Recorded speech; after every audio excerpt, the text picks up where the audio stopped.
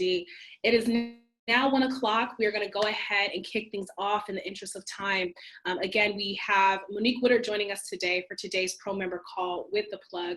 This is our very first Pro Member Call of the year, so we are starting off very strong.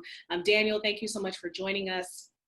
Again, this conversation, like all of our Pro Member calls, are recorded, so if you do have to jump off of a bit early, we will be sending out a link to the video for you to continue to just engage. So again, this afternoon, we are talking with Monique Woodard, who has such a long and storied history in the venture capital space, has been profiled by some of the top publications, and is just a dynamic and very, very thoughtful investor. I'm going to go ahead and just go through her bio, and then I'm going to let Monique really kind of dive into what she's been doing over the last year and a half, I would say, maybe 2 years, 3. Yeah, time is flying. Again, Monique Woodard here, venture capital investor, early stage investor at the intersection of technology and newly powerful consumer groups. For some of us who are cult followers of some of these brands, Monique had a hand in helping them really get off the ground as an angel investor and as a venture capitalist. Some familiarity with the brands that we know and have heard about and love, like Blavity, Encanto's Court Buddy, Mented Cosmetics, which I lost one of my lipsticks on the plane going to CES, so I have to re-up. Silvernest, among others. Previously, Monique was a venture partner at 500 Startups, where she invested in the US and Africa.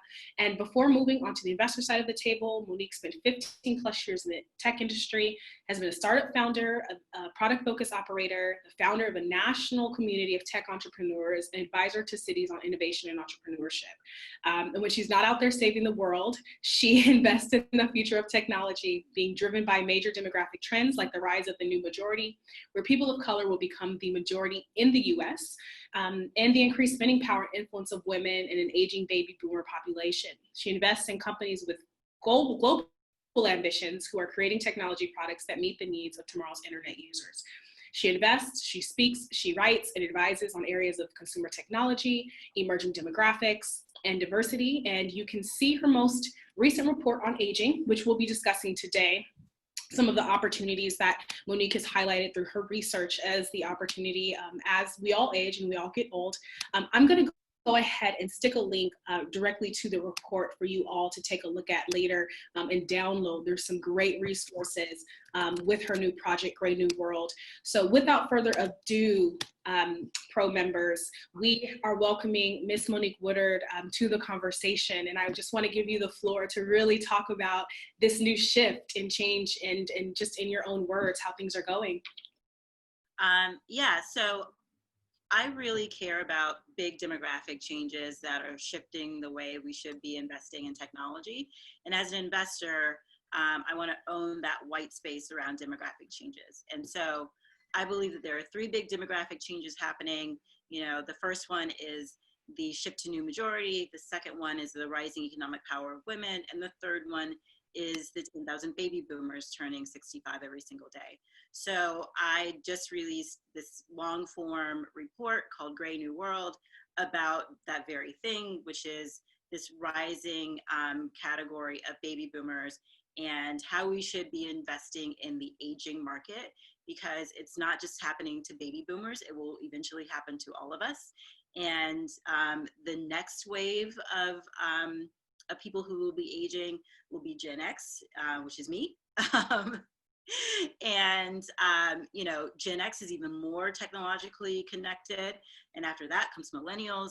And so every generation that comes next is even more and more reliant on technology. But so far, technology hasn't done a really great job of meeting the needs of people as they age. And so I really wanted to do a deep dive into what people are thinking currently about aging, what they care about, and how they expect to age as they get older. And use that as a jumping off point to develop some insights and an investor perspective around where we should be investing our money, our time, our attention, whether we're an angel investor, venture capital investor, corporate business, or just someone who is interested in the space. So I surveyed 534 people between the ages of 55 and 70, and I asked them a long list of questions about the things that they care about, whether they plan to retire, whether they expected to age in their own home or move into a retirement community or assisted living, the things that they care about. And what came out of that were a few data points. So 79% of them expect to age in place, meaning they expect to stay in their own home as they get older. So not moving into a retirement community, not moving into an assisted living facility, but staying in their own home and aging. And that brings up some really interesting challenges and some really interesting opportunities. How do you help people remain safe in their own home as they start to have decreased mobility? How do you help them maintain that home as they rely on a retirement income? How do you help them do basic things like connect to a community if they are not inside a community like a senior living facility?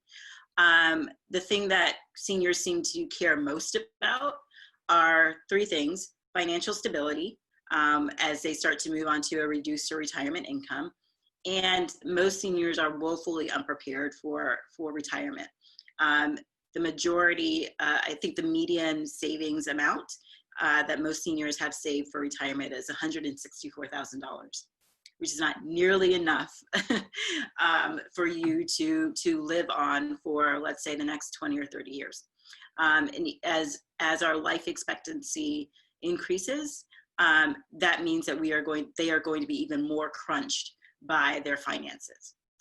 The second thing they care a lot about is maintaining their overall health, nutrition, fitness, and mobility.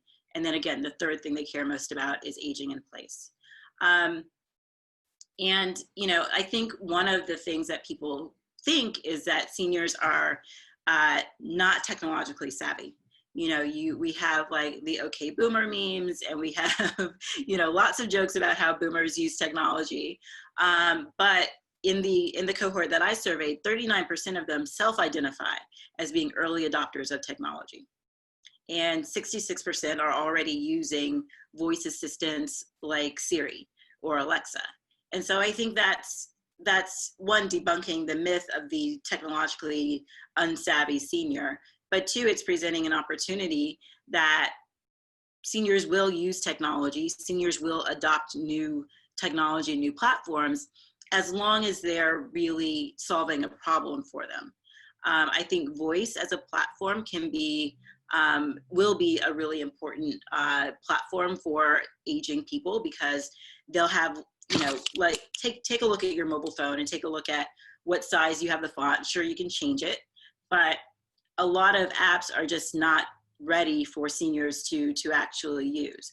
So I think voice as a platform presents a really big opportunity for them to have better usability and for them to actually be able to use a product and have a good experience with that product.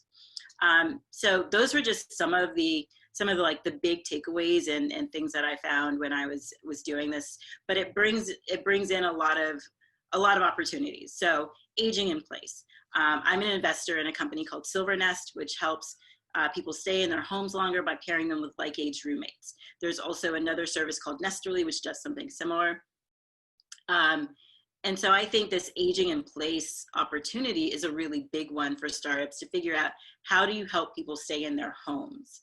And how do you help people maintain that home as they get older? Is it by pairing them with like-age roommates? Is it intergenerational roommates? Is it communal living in some sort of way? Is it reimagining what retirement homes actually look like?